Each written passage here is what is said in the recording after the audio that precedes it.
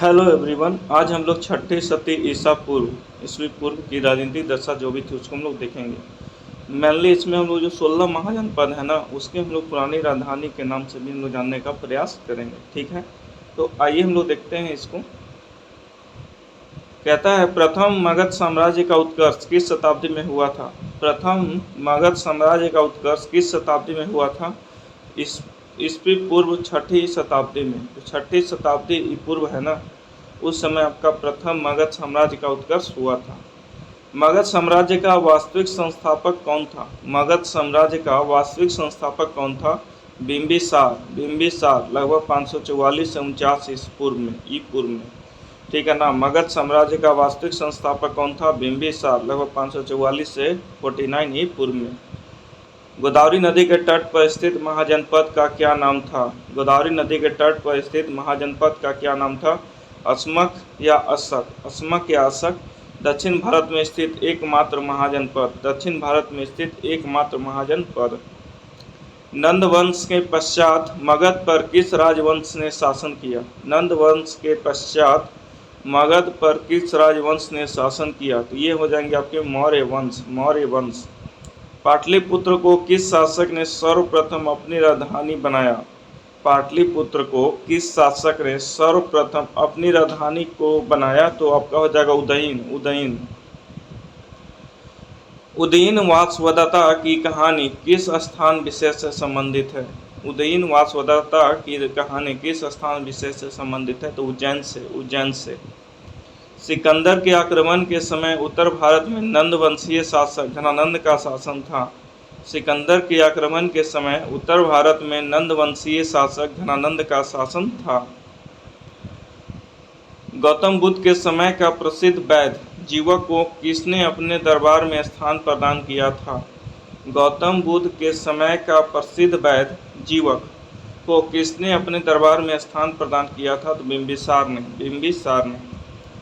प्राचीन स्थान श्रावस्ती का नगर विन्यास किस आकृति का है। प्राचीन स्थान श्रावस्ती का नगर विन्यास किस आकृति का है। तो अर्धचंद्राकार। मगध के किस शासक ने राज्यारोहण। ठीक है ना। मगध के किस शासक ने राज्यारोहण के लिए अपने पिता की हत्या की एवं स्वयं भी अपने पुत्र द्वारा मारा गया था। तो अजातशत्रु क्या किए कि राज्यारोहण के लिए अपने पिता की हत्या कर दी, और जो अजातशत्रु का पुत्र था वो इनको हत्या कर दिया। ठीक है, किसके लिए। राज्यारोहण के लिए।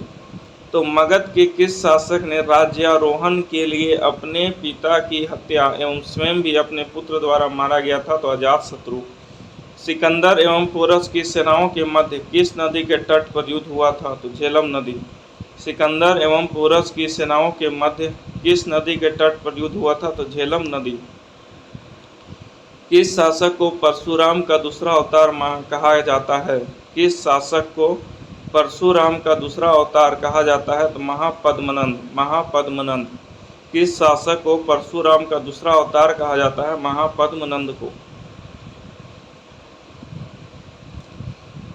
अब हम लोग देखते हैं जो 16 महाजनपद हैं उनकी राजधानियाँ। ये इंपॉर्टेंट है, 16 आपको याद करना पड़ेगा। पहला है महाजनपद अंग महाजनपद का राजधानी क्या थी। चंपा। और इसका पुराना नाम क्या था दोस्तों। मालिनी, जो मुंगेर में था। अंग का राजधानी कहाँ था। चंपा। मगध का राजधानी कहाँ था दोस्तों। ग्रीवराज जो राजगृह के पास है। मल का राजधानी कहाँ था। कुशीनारा या पावापुरी। काशी कहाँ है पुराना नाम। वाराणसी।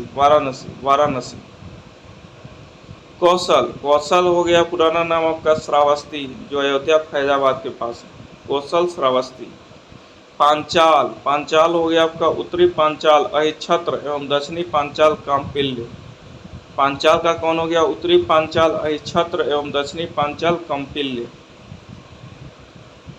फिर नेक्स्ट है कुरु हो गया आपका इंद्रप्रस्थ, जो मेरठ दक्षिण पूर्व हरियाणा में है। कुरु हो गया इंद्रप्रस्थ, मेरठ जो दक्षिण पूर्व हरियाणा में है। वज्जी का हो गया आपका विदेह एवं मिथिला। फिर आपका मत्स्य, मत्स्य का हो गया दोस्तों विराटनगर जयपुर, विराटनगर जयपुर, विराटनगर जयपुर। फिर वत्स, वत्स का पुराना नाम क्या है? कौशाम्बी, वत्स का पुराना नाम है कौशाम्बी, जो इलाहाबाद बांदा में है। सूरसेन, सूरसेन का पुराना नाम हो गया मथुरा, सूरसेन का पुराना नाम हो गया मथुरा। चेदी, चेदी का हो गया सोथीवती या सुक्तिमती। चेदी का जो है पुराना नाम क्या हो गया, सॉरी राजधानी क्या हो गया? सोथीवती। अस्मक का राजधानी क्या हो गया? पोतन, पोतन। और अवंती का उत्तरी अवंती उज्जैन एवं दक्षिणी अवंती महिष्पति, महिष्मति। गांधार का तक्षशिला, गांधार का तक्षशिला राजधानी है। और कम्बोज का हो गया हाटक, हाटक, हाटक। कहता है वज्जी तथा मल्ल महाजनपदों में गणतांत्रिक व्यवस्था थी, वज्जी एवं मल्ल महाजनपदों में गणतांत्रिक व्यवस्था थी। हर्यक वंश का अंतिम शासक कौन था? नागदशक, हर्यक वंश का अंतिम शासक कौन था? नागदशक। उज्जैन का प्राचीनतम नाम क्या था दोस्तों? अवंतिका, उज्जैन का प्राचीनतम नाम क्या था? अवंतिका। सिकंदर की मृत्यु कहाँ हुई थी? बेबीलोन में 323 ई पूर्व, 323 ई पूर्व। ग्रीक लेखकों ने किस शासक का उल्लेख अग्रमीज एवं जैंद्रमीज नाम से किया है? तो आपका हो जाएगा घनानंद। ग्रीक लेखकों ने किस शासक का उल्लेख अग्रमीज एवं जैंद्रमीज नाम से किया है दोस्तों? घनानंद। आगे कहता है आपका कि सिकंदर के समकालीन यूनानी लेखकों का विवरण, सिकंदर के समकालीन यूनानी लेखकों का विवरण। पहला है आपका अरिस्टोब्यूलस, अरिस्टोब्यूलस जो समय है आपका 327 से 326 ई पूर्व। प्रमुख रचनाएं हो गया युद्ध का इतिहास, युद्ध का इतिहास। और महत्वपूर्ण साक्ष्य हो गया एरियन एवं प्लूटार्क ने अपनी रचनाओं का आधार बताया था। अरिस्टोब्यूलस का समय क्या था? 327 से 326 ई पूर्व। और प्रमुख रचनाएं हो गया युद्ध का अभ्यास, युद्ध का इतिहास। और महत्वपूर्ण साक्ष्य हो गया एरियन व प्लूटार्क ने अपनी रचनाओं का आधार बताया था। फिर है आपका ओनो सेक्रेटस, ओनो सेक्रेटस हो गया 327 से 326 ई पूर्व। इनकी रचनाएं क्या हैं? तो सिकंदर की जीवनी के बारे में लिखा है इन्होंने। और महत्वपूर्ण साक्ष्य क्या मिला है? तो यह जहाजी बेड़े का चालक था, जहाजी बेड़े का चालक था ओनो सिक्रेटस।